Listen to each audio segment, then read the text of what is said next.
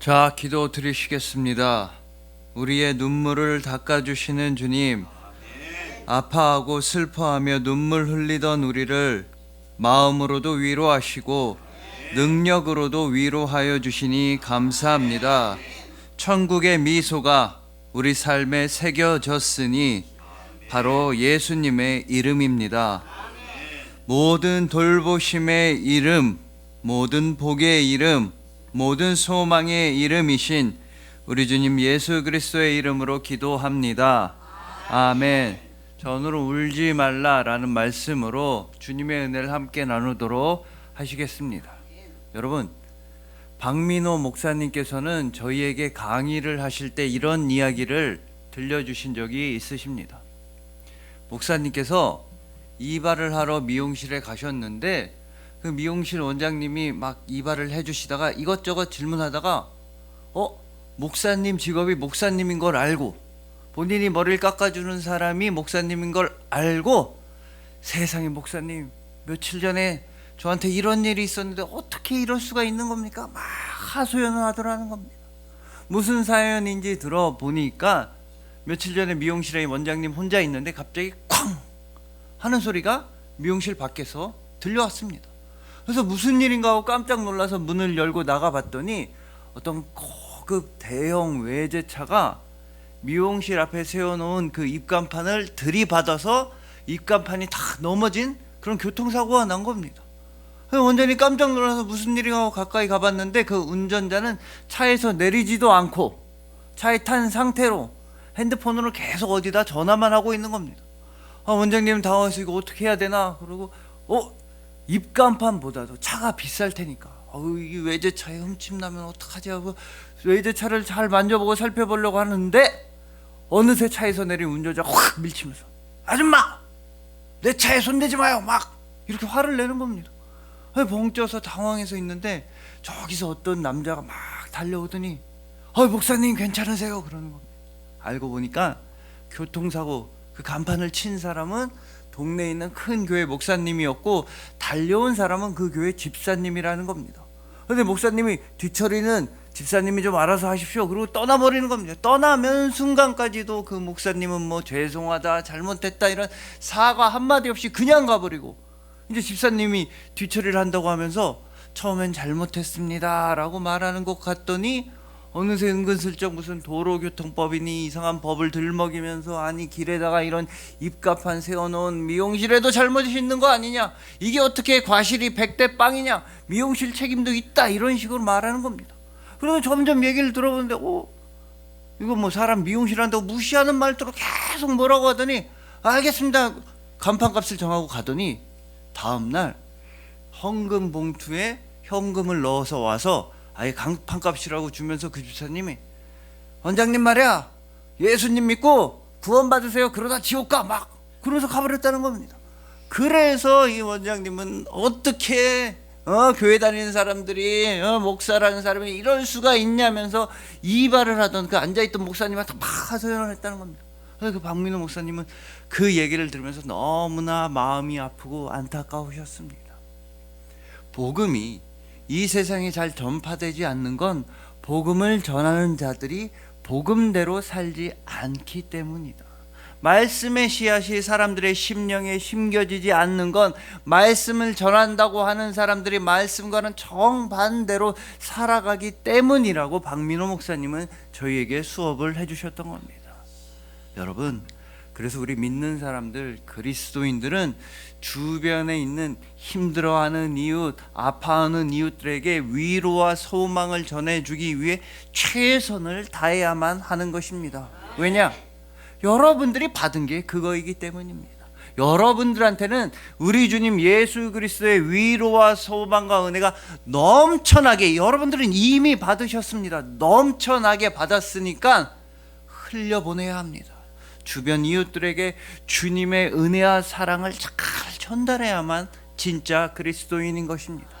오늘 본문에서도 예수님께서는 제일 깊은 슬픔에 빠져 있었던 한 여인에게 크나큰 위로와 힘을 전해주셨습니다. 바로 자식이 죽어서, 하나뿐인 아들이 죽어서 슬퍼하며 눈물 흘리던 과부에게 예수님은 울지 말라 말씀하여 주시고, 말씀만 해주신 게 아니라 그 죽었던 아들을 다시 살려주심으로써 과부의 인생에 가장 큰 기쁨과 소망을 베풀어 주셨던 것입니다. 그 생명의 주님 예수님께서는 동일하게 여러분들에게 울지 말라 말씀하시면서 아프지 말라, 절망하지 말라, 슬퍼하지 말라, 절대로 죽지 말라고 말씀하시면서 예수님은 십자가로 향하셨습니다. 예수님은 십자가에서 우리 대신 고난과 죽임을 당하시고 여러분들에게는 넘쳐나는 생명과 은혜와 능력을 부어 주셨던 것입니다. 그래서 오늘 본문 말씀을 통해서 우리의 입술로서는 하나님께 영광을 돌리고 우리의 행동으로서는, 실천으로서는, 삶으로서는 하나님의 도우심과 하나님의 돌보심과 하나님의 구원하심에 살아있는 증거가 되는 그런 우리 모두가 되기를 소망해 봅니다. 예수님께서 친히 울지 말라 약속하여 주시고, 일어나라 말씀하여 주시고, 영원한 부활 생명을 베풀어 주신 여러분들을 주님의 이름으로 축복합니다.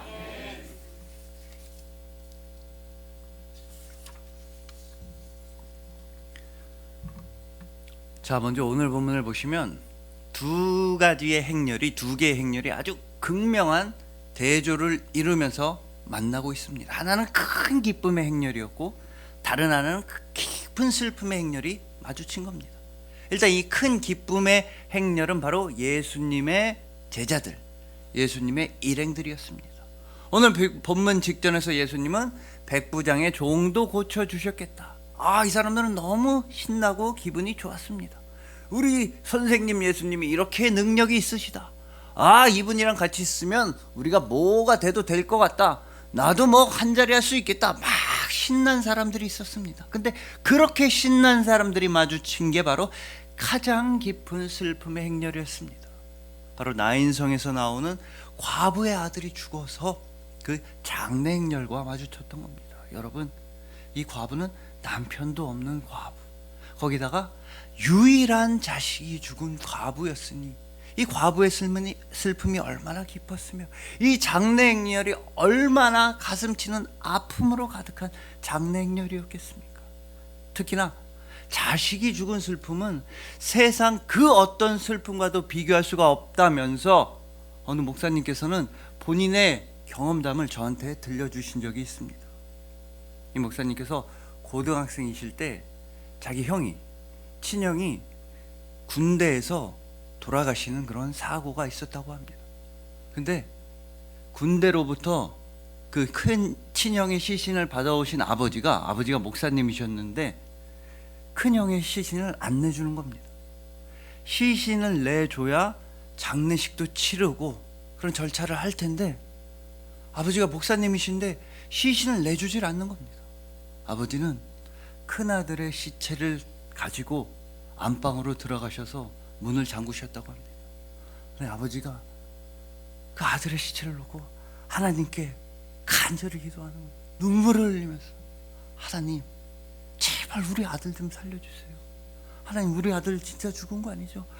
통곡을 하면서 우리 아들 좀 살려달라고 하나님께 그 목사님이 기도를 하시는 겁니다. 방문은 닫혀 있었지만 새어나오는 기도 소리를 들으면서 모든 가족들이 너무 마음 아파했다고 합니다. 죽은 자식을 두고서 하나님 아들 좀 살려주세요. 사흘이나 그렇게 기도를 하실 만큼 그렇게 자식이 죽는 건 큰 슬픔이라고 말씀하셨습니다. 여러분, 우리가 주위를 둘러보면 정말 깊은 슬픔의 가운데 있는 그런 이웃들이 우리 주변에 참 많이 있습니다. 그래서 우리 그리스도인들은 우는 자들과 함께 우는 마음으로 그들을 어떻게 해서든지 도와주기 위해, 그들에게 예수 그리스도의 은혜를 전하기 위해 정말 최선을 다해야만 하는 것입니다. 그들과 함께 눈물 흘려주고 그들의 이야기를 들어주고 그들의 손을 잡아주고 내 힘이 닿는 한 그들을 위해 최선을 다해 열심히 도와주어야만, 그래야 참다운 그리스도인의 삶인 것입니다. 오늘 본문에서 예수님도 아들이 죽어서 큰 슬픔에 빠져 있는 과부를 위로해 주셨는데 어찌 보면 정말 충격적이고 당황스럽고 이해가 안 되시는 말씀으로써 그 과부를 위로해 주셨던 것입니다. 오늘 보면 13절에서 예수님은 과부에게 울지 말라 말씀하셨습니다. 여러분 생각해 보십시오. 우리가 다 장례식장에 가봐서 다 알고 있습니다. 가족이 죽어서 눈물 흘리고 슬퍼하는 유가족들한테 그 유가족들한테 울지 말라라고 말할 수 있는 사람은 아무도 없습니다. 너 왜 우니? 너 가족 죽었다고 우는 거니? 울지 말라. 그런 식으로 말할 수 있는 사람은 아무도 없습니다. 또 초상이 아니더라 할지라도 슬픈 일, 힘든 일을 겪어서 막 통곡하고 있는 사람한테 울지 마라. 너 그거 울 일도 아닌데 왜 울고 그러니까 아무것도 아니야. 울지 마라. 이렇게 모질게 말할 수 있는 사람은 아무도 없습니다. 특히나 자식이 죽어서 슬퍼하는 엄마한테, 유일한 자식이 죽어서 눈물 흘리고 통곡하는 엄마한테 울지 말라 이런 식으로 말할 수 있는 사람은 세상에 딱 두 종류의 사람밖에 없습니다. 첫 번째, 공감 능력, 교감 능력이 전혀 없는 사람, 무슨 사이코패스 같은 사람, 정말 무정하기 짝이 없는 사람만이 자식을 잃어서 눈물 흘리는 엄마한테 울지 말라라고 말하는 것입니다. 울지 마라. 정반대로 두 번째 부류의 사람은 자기가 울지 말라고 말을 했으면 그 말에 책임을 질 수 있는 사람, 즉 슬픔의 원인을 없애줄 수 있는 능력이 있는 사람, 눈물 흘리고 있는 사람의 눈물의 이유를 사라지게 해줄 수 있는 능력이 있는 사람만 슬퍼하는 사람에게 울지 말라라고 말할 수 있는 것입니다. 오늘 본문의 과부는 아들이 죽어서 슬퍼서 눈물 흘리고 있었기 때문에 그 아들의 죽음을 없애줄 수 있는 사람, 아들을 다시 되살려줄 수 있는 사람만 그 과부에게 울지 말라라고 말할 자격이 있으며, 그런 자격이 있는 사람은 온 세상에 오직 예수 그리스도 한 분뿐이라는 것입니다. 그러니까 더 정확히 말씀드리면 우리 주님 예수님은 아파하고 절망에 빠진 여러분들을 위로해 주실 마음이 넘쳐나도록 있으시며, 동시에 예수님은 아파하고 절망에 빠진 여러분들을 위로해 주실 수 있는 능력 또한 넘쳐나게 있으시다. 여러분들의 슬픔의 원인을 제거해 주실 능력이 있고 자격이 있으신 분 예수님 한 분밖에 없으시다는 것입니다. 그래서 여러분들이 눈물 흘리면서 기도할 때 예수님은 반드시 여러분들에게 약속하여 주십니다. 울지 말아라. 내가 너의 눈물을 마르게 해주겠다. 내가 너희들의 슬픔의 근원을 사라지게 해주겠다. 여러분들이 가슴치며 정말 깊은 고난과 문제 가운데 허덕이면서 주님을 향해 간절히 기도할 때 예수님은 반드시 여러분들에게 말씀하여 주십니다. 울지 말아라. 더 이상 울 필요가 없다. 여러분들에게는 예수 그리스도의 부활의 소망이 넘쳐나고 있기 때문입니다. 예수님께서는 그 보혈의 손으로서 여러분들의 눈물을 친히 닦아주시며 그 은혜의 능력으로서 여러분들에게 환한 미소를 베풀어 주시며, 예수님께서 직접 여러분들에게 영원한 천국 소망이 되어 주시는 것입니다. 예수님 한 분만이 여러분들을 능히 위로하실 수 있는 마음과 능히 위로하실 수 있는 능력이 가지고 계신 예수님만이 우리의 주님이신 것입니다. 그러니 우리 예수 그리스도의 부활과 함께 여러분들의 절망과 죄악과 죽음의 근원은 사라졌다. 예수님께서 이미 여러분들의 눈물을 마르게 해주셨다는 사실을 감사함으로 신앙 고백으로서 기억하시길 소망합니다. 또한 그렇게 풍성하게 받은 은혜를 힘들어하는 주변 이웃들에게 복음과 함께 실천과 함께 열심히 전해주시길 소망하는 것입니다. 예수님께서 친히 환한 미소가 되어주시고 천국의 춤이 되어주시고 영원한 소망이 되어주신 여러분들을 주님의 이름으로 축복합니다.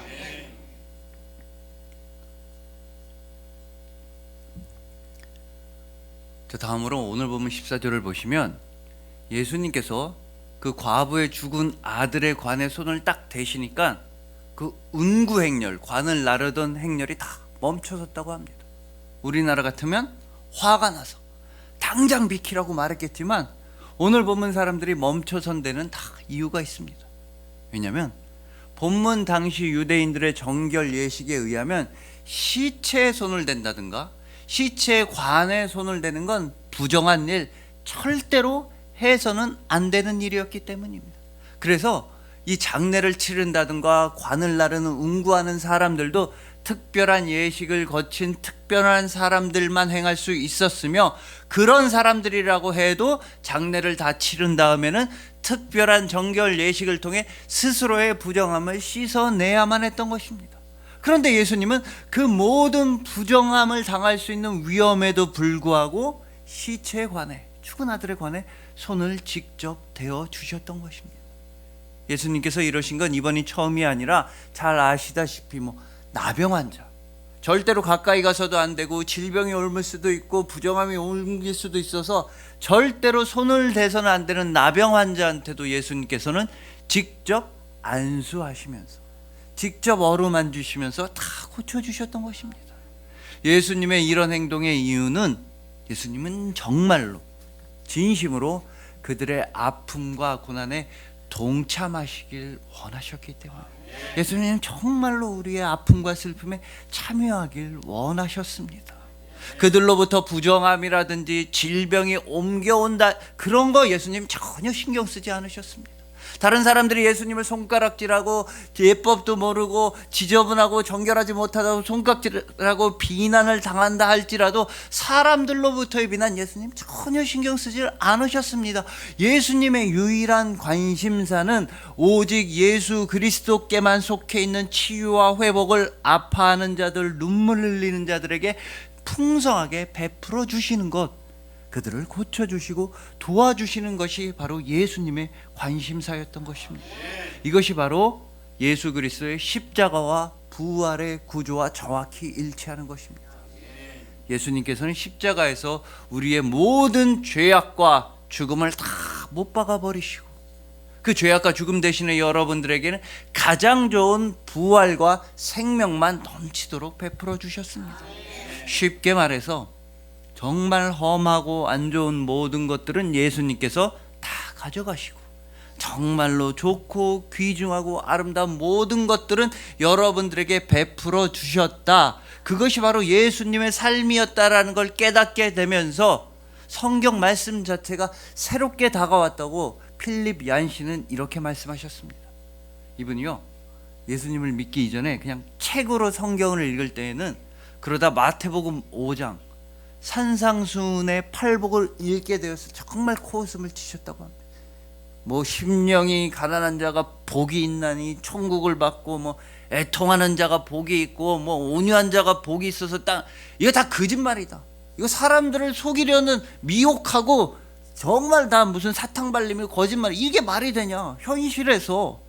심령이 가난한 자는 그냥 가난한 거고 힘든 거지, 온유한 자는 땅을 다 뺏길 뿐인데 이거 팔복 거짓말이다, 사람들 미혹시키려는 거짓말, 비현실적인 거짓말이다 생각하셨다고 합니다. 그러나 진정으로 예수님을 믿게 되니까 성경에 나온 모든 복 중에 이 팔복만큼 생생한 복이 없더라. 이 팔복이야말로 진짜 현실적이고 진짜 구체적인 복이라는 게 깨달아지셨다는 겁니다. 왜냐하면 팔복에 등장하는 모든 안 좋은 일은 예수님께서 담당하셨기 때문입니다. 심령이 가난해지고 애통해하시고 의를 위하여 핍박당하시고 줄이시고 목마르신 거 예수님께서 홀로 다 감당하셨습니다. 심지어 예수님은 십자가에서 죽기까지 하셨습니다. 그래서 팔복에 나오는 모든 좋은 복을 받으실 자격이 있는 분 예수님 한 분밖에 없으셨던 것입니다. 그런데 놀랍게도 예수님은 그 모든 복을 여러분들에게 아낌없이 베풀어 주셨습니다. 부활을 통해서 여러분들에게 팔복이라고 하는 그 생생한 복을 베풀어 주셨던 것입니다. 그래서 진정으로 여러분 가운데 심령이 가난한 자는 복이 있나니 천국이 여러분들의 것이 되는 것입니다.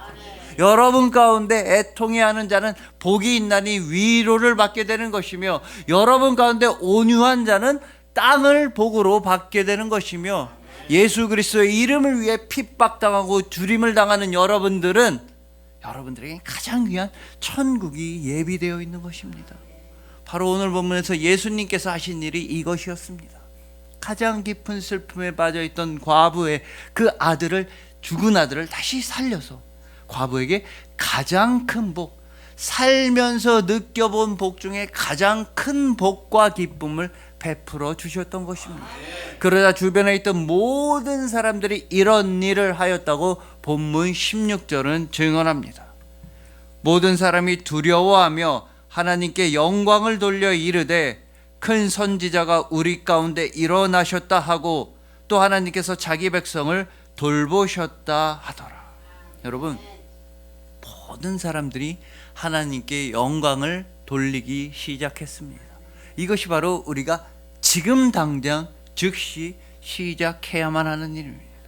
예수 그리스도라는 돌보심을 증언하고, 예수 그리스도라는 은혜를 증언하고, 예수 그리스도라는 생명을 전해야만 하는 것입니다. 땅 끝까지 이르러 복음의 증인이 되는 것, 그게 바로 예수님의 부활 생명을 부여받은 우리가 지금 당장 시작해야만 하는 일인 것입니다. 그러니 부디 나병 환자에게 친히 손을 대시고 시체에 관해 직접 손을 대신 그 예수님의 보혈의 손이 여러분들에게 친히 안수하여 주심을 항상 기억하시길 소망합니다. 예수님께서 직접 여러분들에게 가장 생생하고도 가장 구체적인 복이 되어 주셨음 또한 기억하시길 소망하는 것입니다. 예수님께서 친히 십자가를 통해서 우리의 모든 죄악과 절망과 죽음은 당신의 품에 안아서 가져가시고, 대신에 여러분들의 품 안에는 부활과 천국과 복과 은혜로만 채워주신 여러분들을 주님의 이름으로 축복합니다.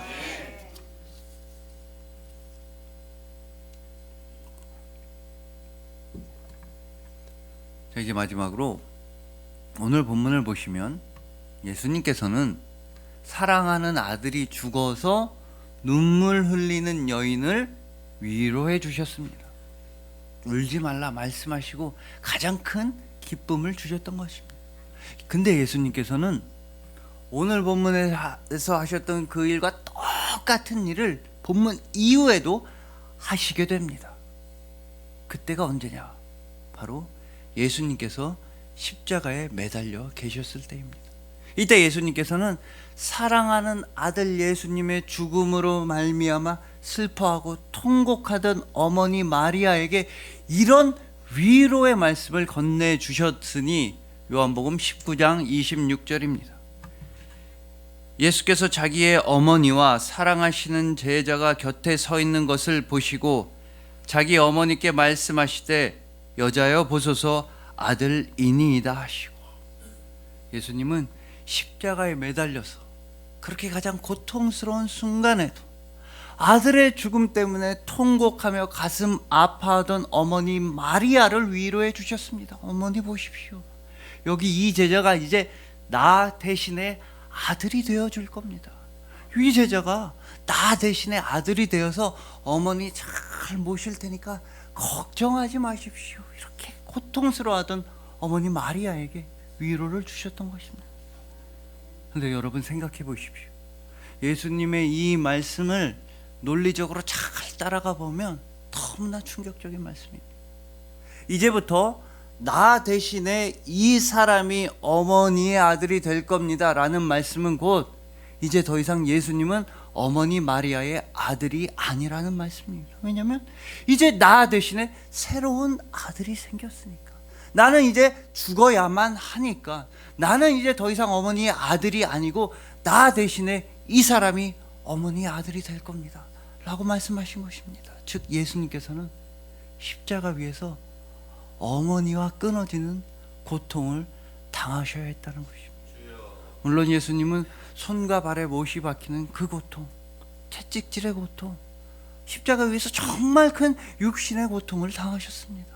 하지만 그 모든 육신의 고통보다 더 마음이 찢어지는 일은 예수님은 이제 십자가 위에서 엄마가 없어요.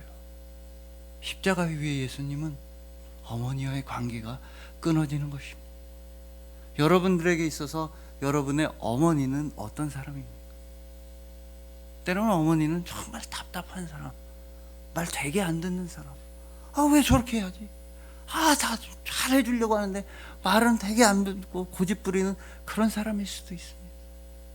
하지만 여러분의 어머니는 여러분들이 태어나고 단 1초도 빼지 않고 무조건 여러분의 편이었습니다. 온 세상에서 여러분을 제일 사랑하는 사람 단언컨대 여러분의 어머니셨습니다. 여러분이 엄마 뱃속에 있을 때부터 어머니는 여러분을 사랑하셨고, 여러분이 태어나서 넘어질까봐, 굶을까봐, 아플까봐 단 한 번도 마음 편하게 쉬지 못하고 여러분들을 위해 수고하고 애쓰고 온 세상에서 여러분들 제일 사랑하고 당신의 목숨과도 기꺼이 바꿔서 여러분을 살릴 수 있는 그 사랑의 마음이 있는 사람 엄마밖에 없는 것입니다. 근데 예수님은 이제 십자가 위에서 엄마가 없어졌습니다. 엄마가 돌아가신 그 이상의 아픔, 엄마가 없는 고아가 되는 그런 아픔을 예수님은 겪으셨던 것입니다. 그 이유는 오로지 여러분들의 눈물을 닦아주시기 위함이었습니다. 예수님은 당신의 버려짐을 통해서 여러분들과 함께 하여 주셨으며, 당신의 고통을 통해 여러분들은 치유하여 주셨으며, 당신의 죽음을 통해 여러분들에겐 생명을 베풀어 주셨던 것입니다. 십자가 위에 예수님은 모든 것을 다 잃어버리게 된다 할지라도, 모든 사람들로부터 다 버림을 당하게 된다 할지라도, 당신의 생명이 죽음을 당한다 할지라도, 심지어 엄마 없는 고아가 되는 고통을 겪는다 할지라도 예수님은 여러분들을 살리시고 치유하시길 원하셨던 것입니다. 그 모든 것을 다 바쳐서 여러분들의 영원한 생명을 베풀어 주실 만큼 우리 주님 예수 그리스도께서는 여러분들을 너무나 사랑하시기 때문인 것입니다. 그리하여 예수님께서 친히 울지 말라 약속하여 주시고 울지 않게 만들어 주실 그 능력, 여러분들의 모든 슬픔의 근원을 사라지게 하실 수 있는 능력을 넘치도록 베풀어 주신 여러분들, 예수님께서 친히 안수하여 주심으로써, 그 보혈의 손으로 어루만져 주심으로써 예수님의 복과 은혜와 사랑을 감사함으로 누리시는 여러분들, 예수님께서 모든 것을 다 버린다 할지라도, 엄마를 잃어버리는 고통을 당한다 할지라도 생명을 베풀어 주시길 소망하실 만큼, 그만큼 예수님께서 사랑하시는 여러분들을 진심으로 사랑하고 축복합니다. 기도드리시겠습니다. 우리의 눈물을 닦아주시는 주님, 우리와 함께 아파하시고 우리와 함께 눈물 흘리셨습니다. 동시에 주님은 우리의 눈물을 마르게 해주셨으며 우리에게 미소를 되찾아 주셨으며 우리에게 영원한 생명을 베풀어 주실 능력이 있으셨습니다. 주님은 마음으로도 우리를 도와주셨으며 능력으로도 우리를 도와주셨습니다. 그래서 이제 우리도 선포합니다. 믿음을 주셔서 감사합니다. 복을 주셔서 감사합니다. 생명을 주셔서 감사합니다. 사랑을 주셔서 사랑합니다. 모든 것을 다 버리시고 모든 사람에게 버림당하시고 엄마 없이 홀로 남는 고통을 겪으신 예수님만 고백합니다. 우리를 사랑하신 예수님만 고백합니다. 우리는 진정으로 예수님을 사랑합니다. 모든 돌보심의 이름, 모든 복의 이름, 모든 소망의 이름이신 우리 주님 예수 그리스도의 이름으로 기도합니다. 아멘.